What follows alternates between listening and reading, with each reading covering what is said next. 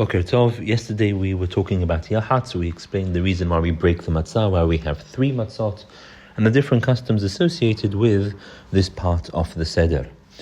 Now, there's a very interesting custom of some communities, some families, where the children steal the Afikomen and hide it till later on, until their parents promise them a present for after Chag, and only then they return it. Let's try to explore the origins of this minhag, whether it's something to be practiced or not. So, the reason we put away the matzah, it's tzafun, for later on, before Birkat Hamazon, is that we end up having the piece for Afikomen. That's the simple reason, because otherwise people may end up eating all the matzah, and there won't be sufficient for the mitzvah of the Afikomen at the end of the Seder. So that's why that's why it's tzafun. Tzafun means it's covered away, it's hidden away. It's put away to ensure that we have it at the end. However, as I said, the minhag of some is that they actually steal it, and not just they hide it, but they actually, not just they put it away, but they hide it and steal it so parents can't get it. Where did this minhag come from?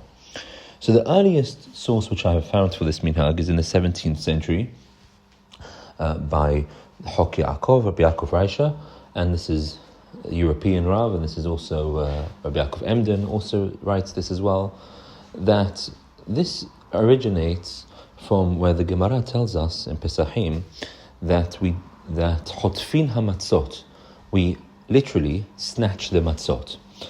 The Gemara says these words, and the question is, what do these words mean?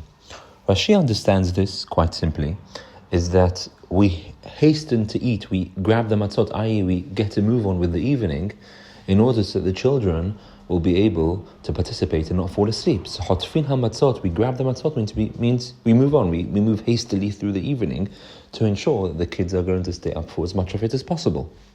However, the Rambam understands this to mean literally. He writes, hotfin zemizeh, we grab it from one another. And he lists this as part of all the different things which we do in the evening of Pesach in order to arouse the curiosity and inquisitiveness of the children. So he says we put the nuts in front of the children and we take the Seder plate on and off. And also he says, Hotfin hamatzot zemizeh, we grab the matzot from one another, all in order to allow the children to be engaged and to ask questions and to be involved in the Seder.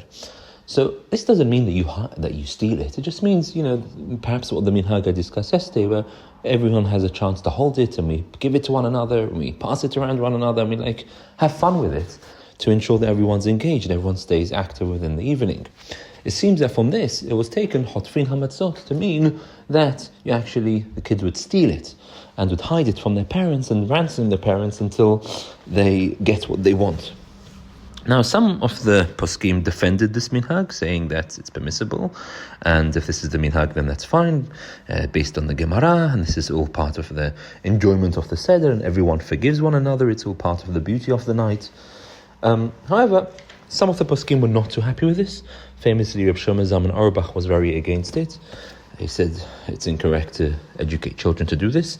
The Keter Shem Tov, Rav Gagin, of the Spanish and Portuguese community from 100 years ago, writes the following words: Ra alay haminhag hazeh.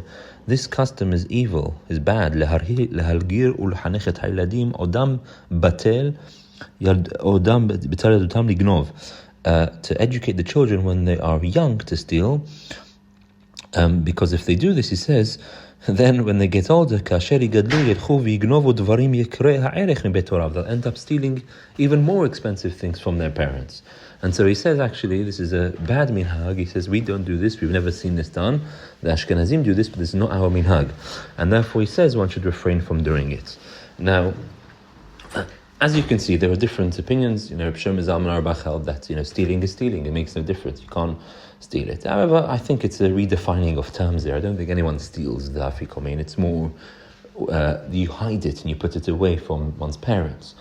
In any case, as you can see, this minhag has perhaps some sources in the Gemara. And if that's the family minhag, then fine. There is what to rely on. However, if one doesn't have this minhag, it's probably incorrect for a person to begin doing this, because perhaps it's not the correct thing. Of course, the kids can be told to put it away and to find it, etc. All of that, it's all lovely, but one must be careful to define that it's not a kind of stealing, because that's bad chinuch. That's not the correct way to educate our children. What's really important, and I've seen this happen, is that the kids don't ransom their parents beyond Chatzot. Sometimes you get to 5 minutes, 10 minutes before Chatzot, and it's time to eat the Afikomen, and the kids are negotiating with their parents about what they're going to get. That's obviously wrong, because Chatzot is the halacha. One has to eat the Afikomen before Chatzot, and one shouldn't delay it because of this. Have a great day. Tomorrow we'll begin Magid.